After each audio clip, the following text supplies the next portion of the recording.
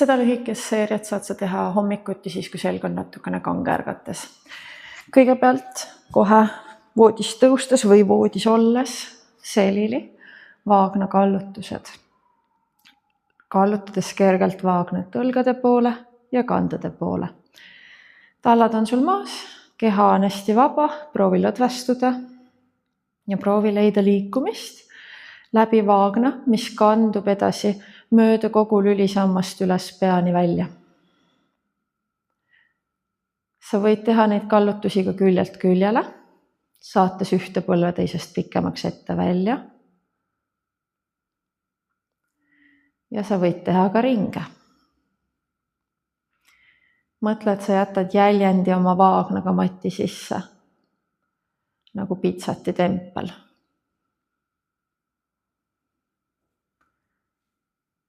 Tee kindlasti ringe mõlemat pidi. Ja kui see kõik tundub mõnus, juba selg hakkab vaikselt rohkem liikuma, siis järgmine harjutus on õlasild.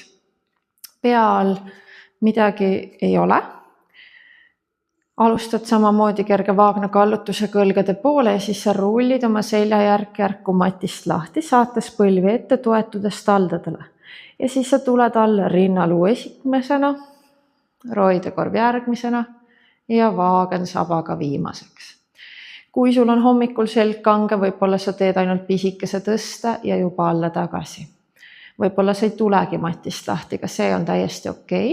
Proovi leida seda liikumist, mis aitab su selga tuua rohkem vabadust, rohkem liikumist. Me tahame saada lülid liikuma. Lülid peavad teineteisega suhtlema, nad peavad suutma jagada neile langevat koormust võrdselt. Mida rohkem lülisi meie seljas liigub, seda parem.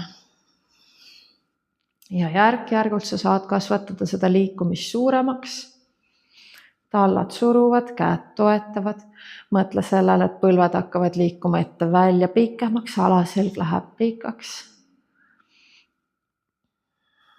Ja kui sa jõuad üles, siis sa jälgid, et su alaselg on pikenenud, mitte tõmmatud nõgusaks, vaid vastupidi, sa proovid tuua häbemeluud omal naba poole, saata ristluud kaugemale, põlvi kaugemale. Ja kui sa saad, siis sa teed ka siin üleval vaagna kallutusi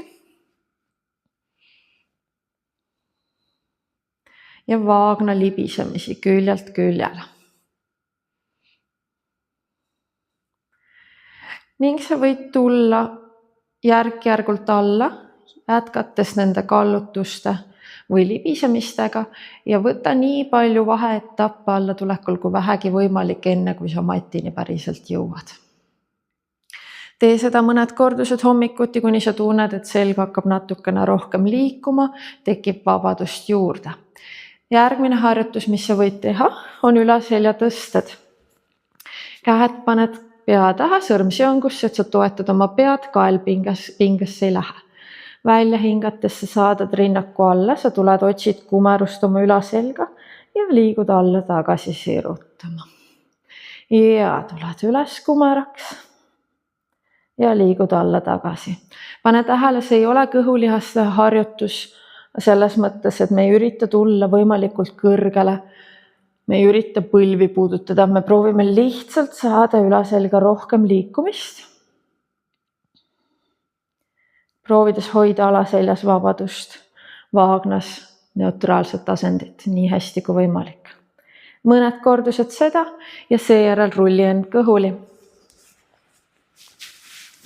Tule kõhuli, toeta omal käed matile. Jalad pikad. Ja sa üritad teha siit väikesed sirutused, kus sa proovid viia oma peanuppu ette pikemaks ja otsid ülaselga sirutust. Jällegi asi ei ole selles, kui kõrgele sa tulla saad, pigem kui hästi sa leiad seda liikumist oma ülaselga rinnalülidesse. Käed on siin selleks, et sind natukene aidata, sa saad ennast kergelt lükata käte abil. See liikumine ei tohi minna alaselga. Kui sa hakkad tundma, et alaselg pingestub, seal on ebamugavus, siis ära tule nii kõrgele, proovi rohkem pikeneda, proovi leida ülemistesse lülidesse rohkem seda liikumist. See on pisike liikumine. Natukene saadad lõuga rinnakut ette ja tood tagasi mati poole. Lükkad rinnakut ette, vaatad pilguga ette serva ja tood tagasi. Ja viimaseks, mis sa võid teha, on raamatu avamine. Pöörand külje peale, toeta käsi pea alla või võta padi, kuhu pea toetada. Ava teine käsi ette ja avad käe üle lae. Lähed pöörad selja taha, vaatad käele järele, libistad roidid ja tood tagasi. Ja avad ja pöörad ja tood tagasi. Loomulikult sa võid sellist pööret üle seljast teha ka erinevates asendites, põlvtoengus või seistes, aga külje peal pikali on seda hea teha, sellepärast et siis sa saad rohkem oma ülaselga seda liikuvust, ilma et sa hakkaks väga palju alaseljast kaasa tulema.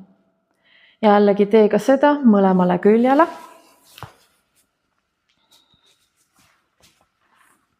Sa avad oma rinnalülid, vaatad selja taha ja tuled tagasi. Proovides jätta ja põlved, puusad ühe koha peale. Ma tunnen, et täna on minu see külg oluliselt kangem kui teine, väga palju ei taha siit tekkida seda liikumist.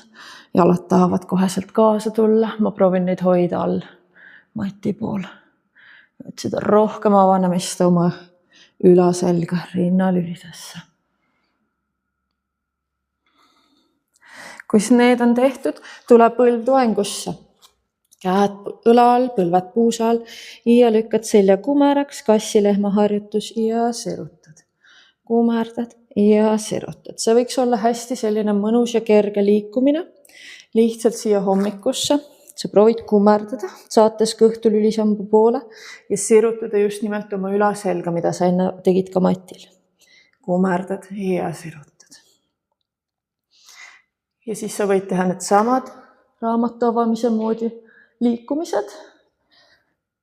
Nõelumine või nõelapiste oleks selle harjutuse nimi. Avad käe ja pöörad risti teise käe alt läbi. Ja tõesti mõned kordused juba igat harjutust annab sulle nii palju liikuvust juurde. Ja see väike kangus, mis seljas oli, juba annab järgi.